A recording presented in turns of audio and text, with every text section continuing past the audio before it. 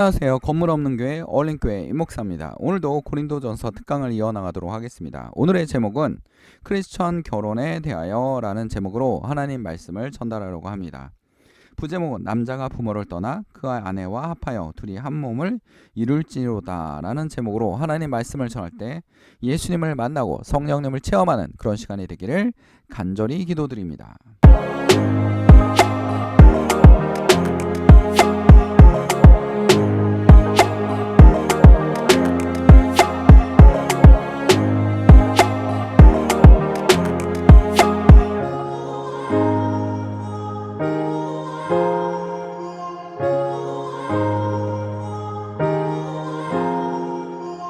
자, 고린도서 7장 1절에서 9절에 대해서 하나님 말씀을 보겠습니다.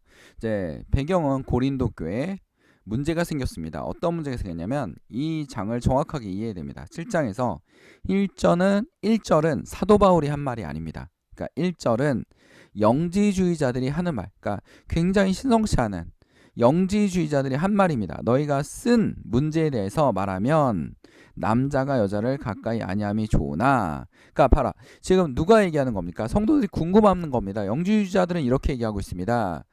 남자가 여자를 가까이 아니하는 것이 맞습니다 라는 겁니다. 지금의 정통 유대교 사람들도 결혼을 하긴 하지만 여자와 아이를 낳는 것 외에는 거의 부부관계라고 볼 수 없는 그런 형태를 가지고 있습니다. 그러니까 여성을 굉장히 다르게 보고 있는 거죠. 사람으로 보지 않고 약간 낮은 계급으로 보는 그런 시각이 있습니다. 이게 정통 유대인들의 특징입니다. 지금 현재 있는 이스라엘에서 이들은 막 군대도 가지 않고 나라도 존재하면 안 된다라고 생각하는 사람들이거든요. 그러니까 그런 사람들이 당시에 예수님이 계셨던 시대, 즉 사도 바울이 있었던 시대에도 있었다라는 겁니다. 그래서 남자가 여자를 가까이 아니하면 좋은데 이걸 어떻게 됩니까? 라고 우리 율법학자이면서 예수님을 만난 사도 바울한테 물어본 겁니다. 사도 바울이 명확하게 얘기해 주고 있습니다. 예수님과 거의 동등하게 예수님과 동일한 얘기를 하고 있습니다. 음행을 피하기 위해 남자가 자기 아내를 두고 여자마다 자기 남편을 두라. 뭐 이 말만 보면 음행을 피하기 위해서 결혼을 하냐 그건 아니고, 할 때 음행을 피하기 위하여 결혼 제도가 분명히 필요하다라고 얘기하는 겁니다. 하나의 요소라는 거죠. 하나의 요소입니다. 그래서 아내를 두거나 결혼한 것이 성경에 굉장히 위반되지 않다. 결혼은 하나님이 만드신 제도이다라고 얘기하고 있습니다. 예수님도 뭐라고 말씀하시고 계시냐면 이 결혼에 대해서 내가 너에게 말하노니 누구든지 음행한 이후에는, 그러니까 음행하면 이혼할 수 있다란 말입니다. 이 말은, 그러니까 쉽게 해서 외도를 한 사람하고 이혼을 할 수 있다라는 겁니다. 이후에 아내를 버리고 다른 데 장가되는 자는 간음합니다. 그러니까 아내를 몰고, 그러니까 아내와 그 부부관계를 유지해야 된다라는 것을 예수님 분명하게 얘기하고 계십니다. 자, 앞에처럼 결혼에 대해서 분명히 필요하다라고 예수님이 얘기하고 있습니다. 그러나 예수님께서 그러면 결혼 안 하는 거 죄악이냐? 그건 아닙니다. 결혼을 안 할 수도 있습니다. 뭐라고 얘기하고 계시냐면 예수께서 이르시되 사람마다 이 말을 받지 못하고 오직 타고난 자라 할지니라. 즉 달란트가 있는 겁니다. 무슨 달란트? 혼자 있는 달란트. 결혼하는 달란트, 혼자 사는 달란트가 있다라는 겁니다. 그러니까 타고난 사람이면 많이 받을 수 있다라는 겁니다. 재능이 있어야 된다. 그러니까 재능이 있어야 된다라는 겁니다. 혼자 사는 재능, 그러니까 그다음에 결혼하는 재능 다 다르다라는 겁니다. 그러니까 다양성을 하나님께서도 인정하고 계시는 거죠. 결혼하는 게 낫다라고 얘기하고 있지만 그에 대해서 다양성, 혼자 살 수 있는, 그러니까 여기 보면 할지니라 어머니 태로부터 된 고자도 있고 사람을 만든 고자도 있고, 그러니까 혼자 독신이라고 번역하는 게 훨씬 더 낫겠죠. 독신도 있고 뭐 하나님께서 하나님 일을 하기 위해서 독신도 있을 수 있다라는 겁니다. 그래서 사도 바울도 명확하게 얘기하고 있지 않지만 성경에서 이 사람이 결혼을 했지만 이혼을 한 건지, 아니면 하나님에 전념하다 보니까 가정에 대해서는 굉장히 소홀히 하다 보니까 가정에 대해서 제대로 나오지 않고 있는지에 대해서는 명확하지 않습니다. 그래서 뭐 몇몇 학자는 이혼을 하고 지금 하나님의 일을 전념하지 않겠냐, 이렇게 전도일하고 미치도록 하나님의 일을 하고 있지 않습니까? 그러다 보니까 가정이 유지가 안 되니까 아마 이혼하지 않았을 거냐, 거기다가 이제 유대인의 집안의 여자랑 결혼을 했을 확률이 높기 때문에 유대교 집안에서는 이러한 행동을 인정할 수 없다. 뭐 이러면서 이혼할 수도 있다라고 얘기를 하고 있습니다. 그러나 하나님의 일을 하기 위해서 이런 일을 할 수 있다라는 겁니다. 거기 보면 또 7절에 보면 이런 말이 있어요. 6절에 보면 그러나 내가 이 말을 하면 허락이요 명령은 아니라. 그러니까 결혼할 수 있다. 결혼도 하고 굉장히 중요하다. 그러나 7절에 보면 나는 모든 사람이 나와 같기를 원하노라. 그러나 각각 하나님께 받은 자기의 은사가 있으니 이 사람은 이러하고 저 사람은 저러하다. 내가 결혼하지 아니한 자들과 과부들에게 이르노니 나와 같이 그냥 지낸 것이 좋으니라. 그러니까 쉽게 말하면 지금 사도 바울이 혼자 있다라는 것을 어느 정도 얘기하고 있지 않습니까? 그런 것처럼 달란트가 있는 사람은 혼자 있는 것도 맞다라는 겁니다. 그러나 결혼에 대한 달란트가 있는 사람은 결혼을 하는 게 맞습니다. 결혼 제도는 하나님께서 만드신 겁니다. 하나님께서 창세전부터 어떻게 합니까? 아담과 이브를 창조하지 않았습니까?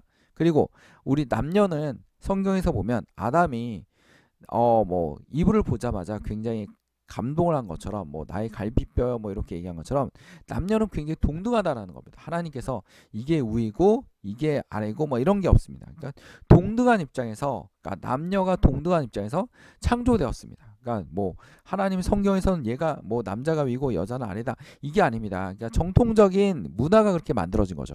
옛날에 조선 시대든 어떤 시대든 솔직히 말해서 여러분 유대 사회에서는 굉장히 여성의 지위가 낮지 않았습니까? 낮다 보니까 예수님께서 여성인들에 대해서 많은 사랑을 쏟으신 것처럼 문화적으로 그렇게 만들어진 겁니다. 어떤 나라는 또 여성의 지위가 높은 나라도 있고요. 또 낮은 나라도 있고요. 유럽도 여성의 지위가 그렇게 높지 않았습니다. 우리나라는 좀 다르게 우리나라는 좀 여러분이 생각하는 거 다르게 조선 초까지만 해도 여성의 지위가 그렇게 낮지는 않았습니다. 거의 동등한 관계였습니다. 그러니까 그게 성리학 사회가 점점 형 이상화되면서 그러니까 굉장히 교리화되고 이러면서 16세기나 17세기 이후에 여성의 지위가 낮아진 거지 그 전까지는 맏딸이 재산을 상속받는 것이 많았고 그 맏딸이 제사도 지낼 수 있었고요. 심지어는 다시 재혼도 할 수 있었습니다. 그러나 성리학 사회가 되면서 재혼도 못하게 하고 과부에게 열려라는 것을 굉장히 우선시하는 이상한 문화가 만들어지지 않았습니까? 그러니까 문화라는 거지 그걸 통해서 하나님께서 이거를 통해서 여성은 낮고 높고 이런 걸 얘기하지 않았습니다. 그래서 하나님 동등하게 창조하셨는데 우리가 문화를 통해서 굉장히 변질되어 온 그런 것도 좀 있다라는 겁니다. 그리고 결혼이라는 것은 성경에서 말하듯이 남녀가 정서적 만족감도 굉장히 중요하고요. 그 다음 또 뭡니까? 성적인 것도 있고 자녀를 낳는 것도 있습니다. 그래서 자녀를 낳기 위해서라는 것도 굉장히 중요합니다. 그런 것처럼 결혼을 금해야 된다. 이건 죄악이다. 그런 얘기는 전혀 없다라는 겁니다. 그래서 결혼을 하나님께서 사랑을 통해서 만드시고 가정을 꾸미는 것을 상당히 기뻐하시는 일 중에 하나입니다. 그리고 우리가 또 배우자를 위해서 많이 기도하지 않습니까? 유일하게 누구 만남에 대한 기도를 가장 많이 하는 게 배우자인 것 같습니다. 제가 청년부나 어렸을 때 보면 중고등학교 때 배우자를 위해서 기도하시는 분들이 굉장히 많았던 걸로 알고 있습니다. 심지어는 자기가 원하는 종목을 다 원하는 배우자를 100가지씩 써가지고 이게 기도하시는 분도 있습니다. 하나님께서 이미 정하시고 또 만남을 만들어 주시고 그걸 통해서 또 결혼하게 하시기 때문에 이루어지지 않는 사랑은 정말 이게 인연이라는 게 또 이루어지지 않으면 또 이루어지지 않습니다.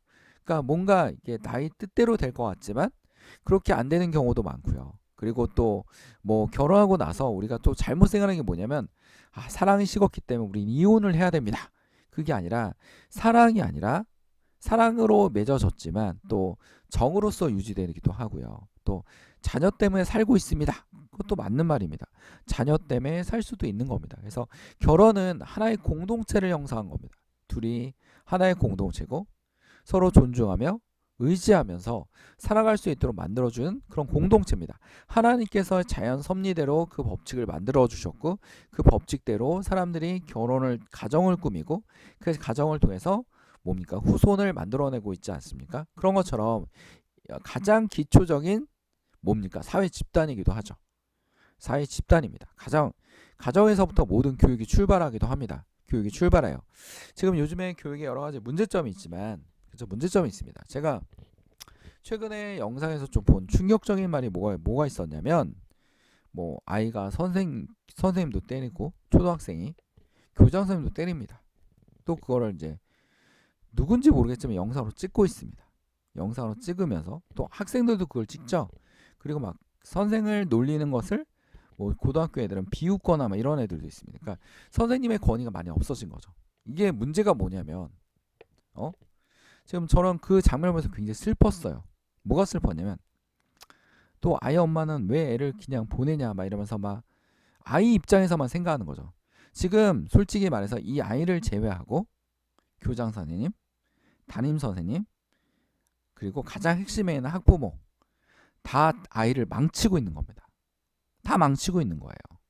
그리고 이러한 교육 제도를 만든 사람들도 이 아이를 망치고 있는 겁니다. 왜 망치냐면 아이가 초등학생인데도 불구하고 선생님과 교장 선생님을 때려도 된다는 인식이 있는 거죠. 그러면 교육이라는 게 뭡니까? 너 이게 잘못됐어 라고 분명하게 얘기를 해줘야 되는데 교장 선생님은 지금의 제도로서는 얘를 혼내기가 쉽지 않기 때문에 어떡합니까? 맞고 법적인 영상을 만들어낸 겁니다. 그러니까 아이와 법적 싸움을 하려는 거죠. 이게 무슨 문제점이 생기냐면 아이는 그리고 엄마는 또 아이 편을 들어줍니다. 그럼 아이는 옳고 그름이 없어져요. 지금 시대가 무슨 시대로 변하고 있냐면 개인주의 시대로 변하다는 거죠. 개인주의.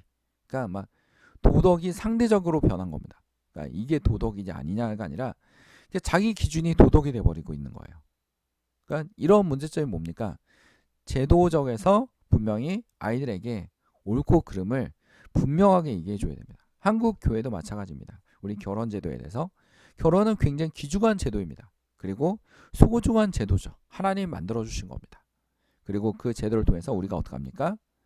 하나님께서 자녀를 낳게 하시고 자녀들을 교육하는 가장 기초적인 사회화 기관이죠.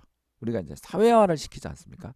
인간화 시키는 겁니다. 그리고 예전에 비해서 우리가 정말 보잘것없는 사람들이 지금 지구에서 가장 으뜸인 것 같지만 우리가 할 수 있는 일이 뭡니까? 우리 자연을 보호하고 아이들을 교육시키고 뭔가 우리가 해야 될 역할이 분명히 있는데 우리가 그 역할을 제대로 하지 못하고 있다는 겁니다. 그런 것처럼 가정도 자기의 역할을 해야겠죠. 어떤 역할입니까? 아이들을 사회화시키는 기초적인 사회화를 시키는 좋은 가치관을 씌워줄 수 있는 학교도 뭡니까? 학교도 아이들에게 지식을 전달하는 역할도 하지만 뭡니까?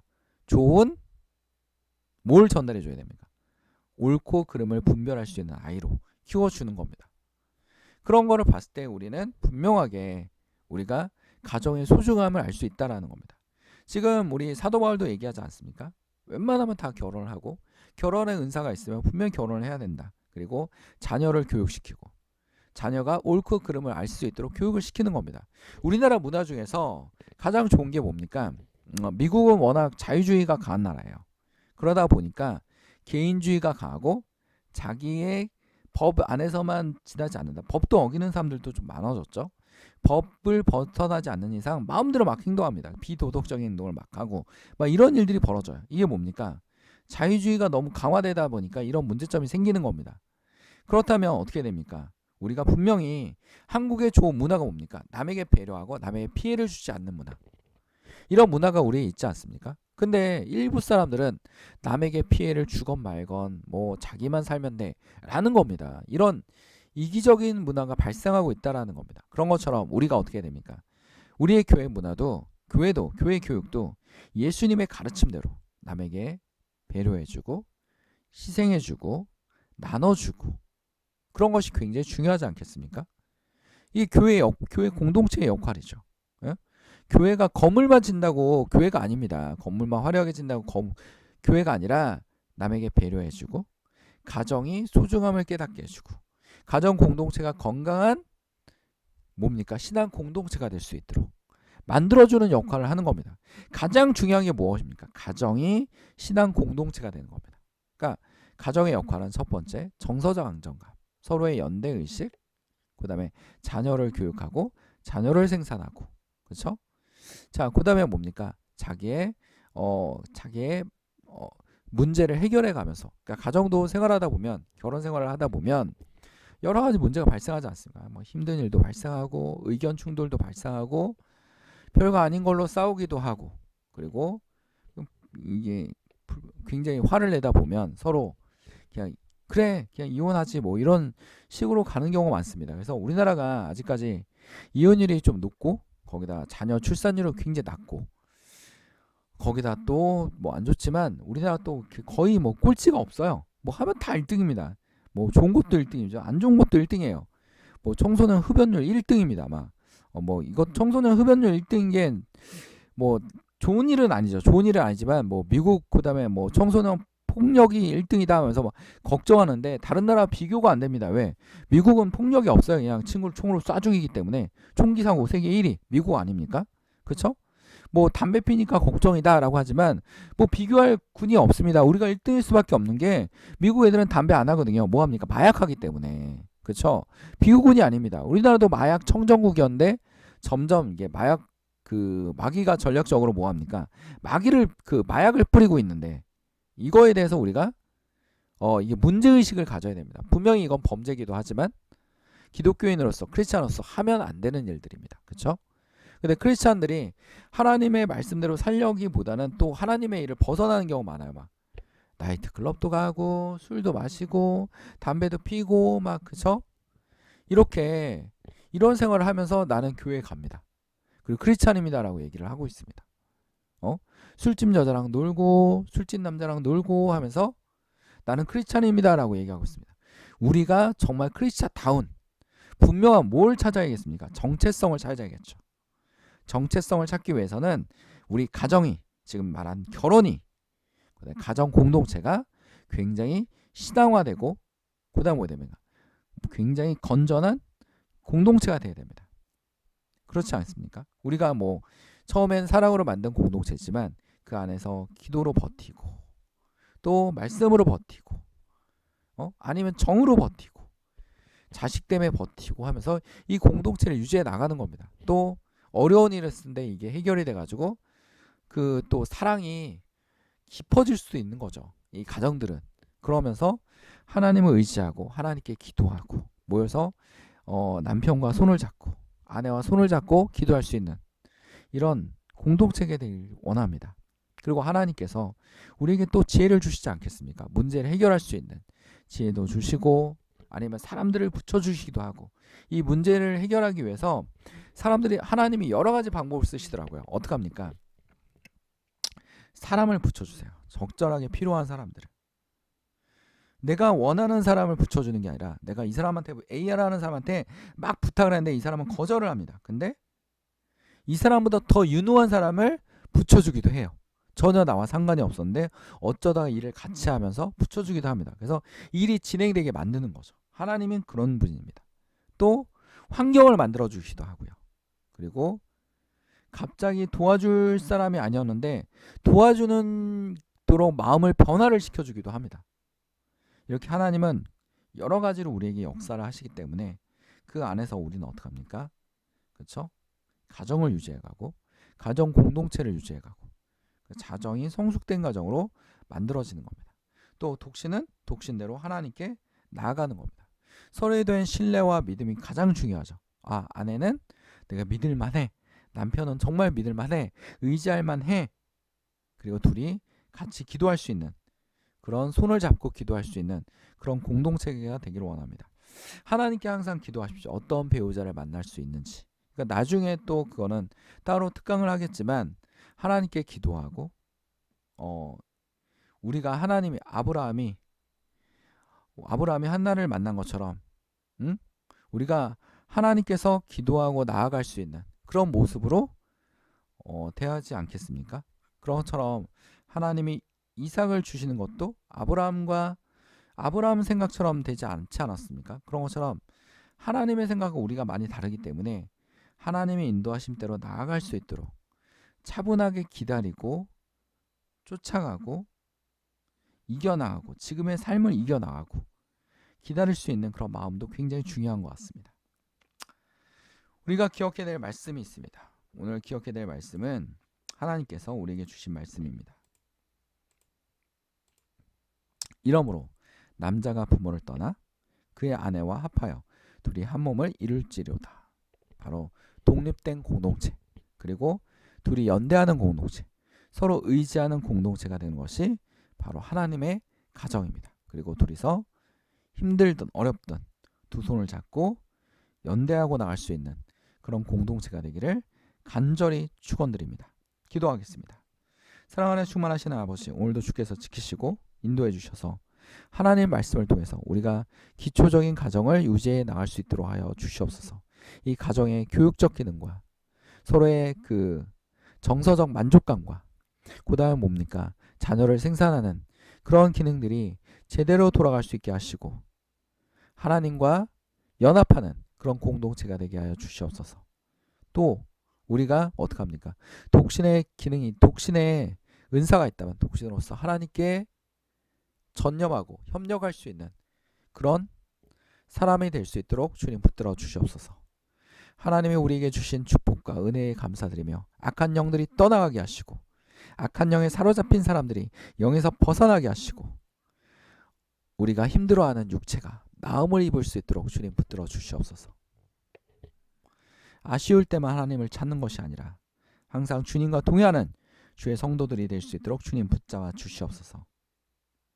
오늘도 식탁 위에 음식이 떨어지지 않게 하시고 하나님의 영이 함께 하시는 주의 성도들이 되게 하여 주시옵소서. 이 모든 것을 우리를 사랑하시고 우리를 위해서 죽으시고 부활하신 예수 그리스도의 이름으로 기도드립니다. 아멘. 하나님께 영광의 박수를 올립니다. 건물 없는 교회 어울림 교회 말씀 창고였습니다.